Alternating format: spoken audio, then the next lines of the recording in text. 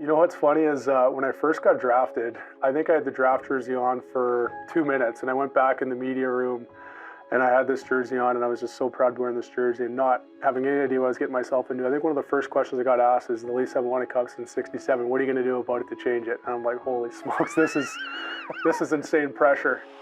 Toronto has been busy. Kyle Dubas continuing to wheel and deal. Luke Schenn, remember, he was drafted by the Leafs, 5th overall back in 2008. He returns to Toronto from the Canucks. This is such a professional setup. Yeah, Wasn't expecting this. only the best for Luke Schenn.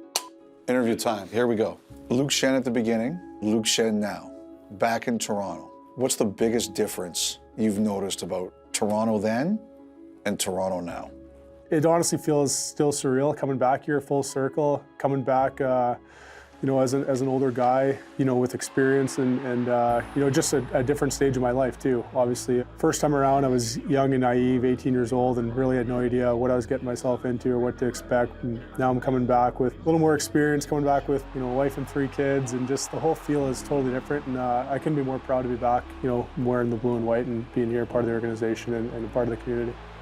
You watch a lot of hockey. You're a guy who's dialed in. When you watch Toronto from outside the last few years, they were so close. They had some of those series right there. When you saw why it went the other way, what did you think? It's tough to pinpoint one thing. Obviously, for me watching the Tampa series, it was so close. Like, it could have gone either way. Last year, they had Andre Vasilevsky in Game 7. That's a huge part of it. And that's part of the reason why I was a part of those teams to be fortunate to win it a couple of times, is because of the goaltending. But in saying that, Toronto's so close. I think a lot of it too, like you see most championship teams, they do kind of got to lick their wounds a little bit along the way. Obviously you'd like to get past the first round and gain a little more experience, but it doesn't just happen overnight. I mean, talking to guys, in Tampa last year, they said this is as good of a team as they played even the 2 previous years, when we won it. So, I mean, this team's right there. And lightning has struck twice, and the Tampa Bay Lightning are back-to-back Stanley Cup champions. When you were traded here, did any of your Tampa buddies say, we'll see you round 1? Victor Hedman texted me right away, said, lose my number. He had his baby, so I had to text him again. But that was obviously, probably the smiley face at the end. They're very fortunate to have him on their team, but we'll try and exploit whatever we can on him. But, it's different. But that's the business side of things. It is going to be weird, playing against him in the playoffs. Obviously, we have the amazing memories that we do together with winning Stanley Cups here. And he's not wearing the right blue and white for us this next week. So we'll have to find a way to try to beat him. I see big Luke Schenn, big Chooksy, coming down in the corner, hit me, he's like, we're going, and we went. Just goes to show you, like, everyone wants to win. Like, he's playing on the other side. He wants to show those guys that, yeah, they're my friends over there, but you guys are my teammates, you guys are my brothers, I want to win with you guys. It's going to be a great series. We all love Lukey, great kid, but obviously we have to play him and rough him up.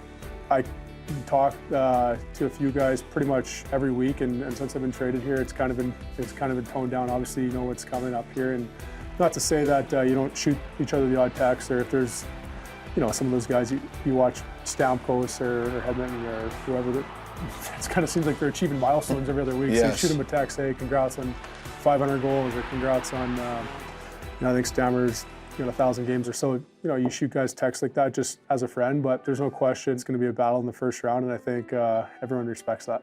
Is there such thing as intel? Like, can you tell your current team, Kucherov likes this or Point likes this? Is there one small thing that you can share that can make a difference? You're asking me if I have the book on the guys? Yes. I mean, obviously, playing with those guys, there's some certain tendencies that you do see.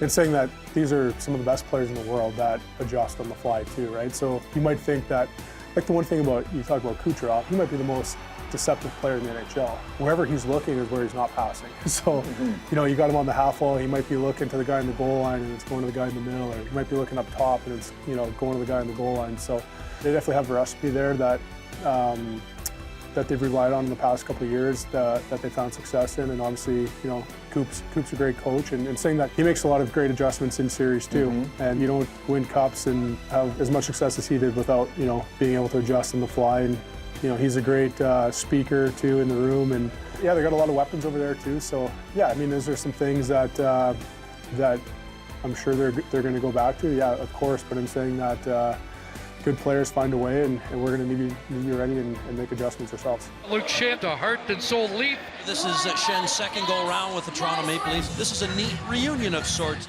Finally, 15 years ago, you came here for the first time thinking about winning a Stanley Cup. How much do you think about that now, back in Toronto, winning a Stanley Cup? When I first came in the league, I don't even know if I was thinking anything about winning the cup. I'm just thinking, how do I make the NHL, and how do I stay here? And obviously, we're in teams where we're out of it typically by the All-Star break every year. So you're just trying to figure out a way how to make it and stay. And now it's totally flipped, where, you know, I've been fortunate to get the opportunity to win it, but obviously, this being where it all started, it would be very special. There's no denying that. I'd be lying if I said anything different. It'd be a dream come true, just because obviously, you know, the history of the franchise and what it means and how bad the city wants it, and Leaf fans everywhere, and you know, I think the organization's been trying to do all the right things, obviously, and just need to get over the hump. And, you know, to come back here full circle, it all started 15 years ago. It's hard to believe. I'm very grateful for this opportunity and want to make the most of it, and I want to help this team any way I can.